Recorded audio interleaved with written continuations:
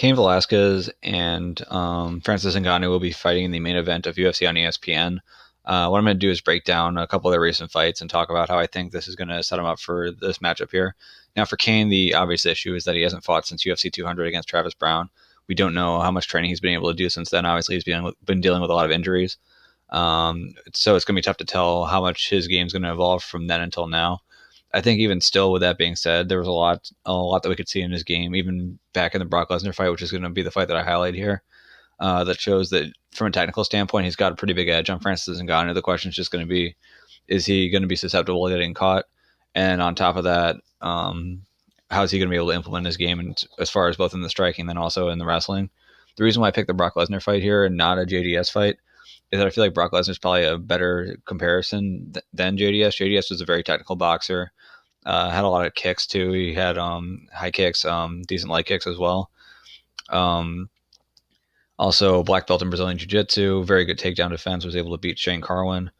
Whereas with Brock Lesnar, though he obviously has the NCAA Division I wrestling background or national championship background, his striking was fairly basic, relied a lot on his power, and I feel like there's probably more similarities, at least in the striking there.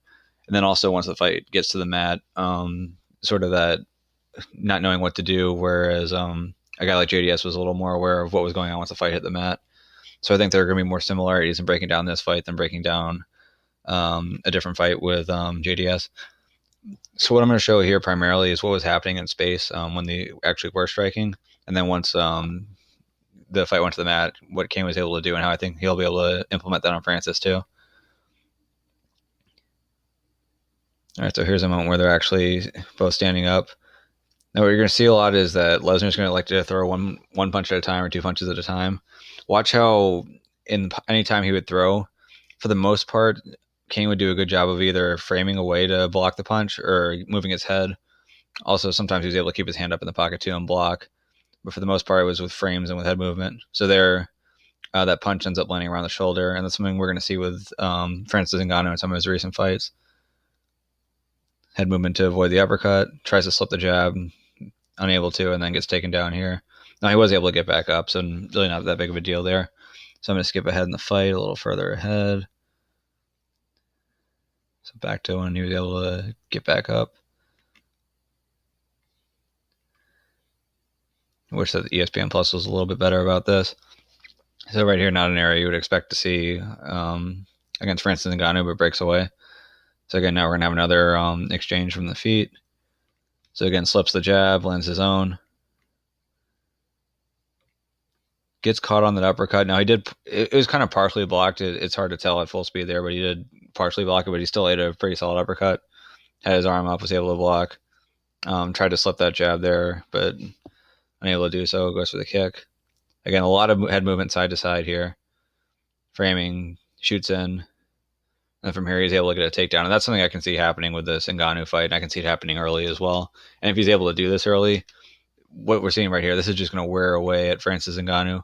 Because what Brock's doing here is probably not a whole lot different from what Francis is going to do. Just trying to build up the base slowly, but not really doing anything all too technical.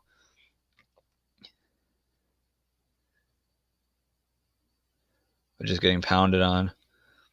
And again, Brock's really not doing anything to explode here. It's already 2 minutes and 20 seconds in, and he's tired. Now, Francis, will he get tired that fast? Wouldn't put it past him, especially if Cain's putting a lot of pressure on him. So Cain keeps landing. Now, Brock actually is able to get up, but Cain follows through, and Brock's able to avoid him. So here we are on the feet again. Again, Cain, a lot of head movement. You can see that head movement side to side.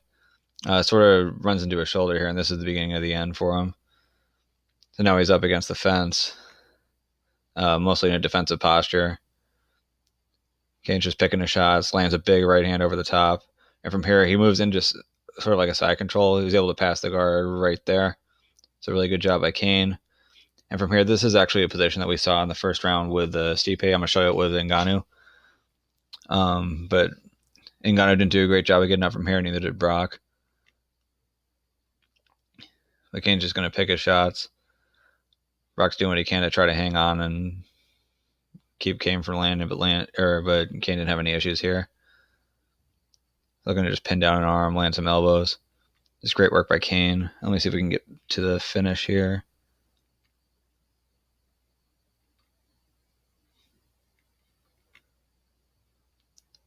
So it keeps landing. Just keeps punching. At this point, Herb's yelling, look, you gotta keep fighting back, but now Brock's turning away, lands a few more punches, and that's it.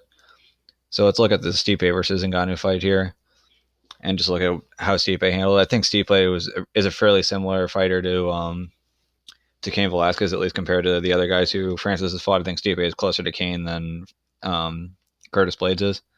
But you see a lot of good head movement out of Stipe. Anytime he's throwing, he tries to duck. That time he actually got caught.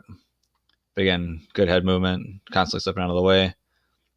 Again, that's similar to what we were seeing from Cain. A lot of head movement to avoid the big shots. Then he starts finding time to land his own. Shoots in on a double there. That was nice. And it slips out of the way, pull counter. And then gets the takedown there. Now, one of the things that I'm noticing about Francis is that when he throws, he likes to set his feet a lot, and that's also when he gets thrown at. Like, if he's looking to counter, he'll keep his feet still, and he'll just try to stand and bang from there. He won't try to move and cut angles. And that was something that Stipe took advantage of, and it's something that Cain tends to take advantage of, and I think that's going to be a big issue for him, is that once, as you can tell here, he's not moving his feet a whole lot when Stipe throws.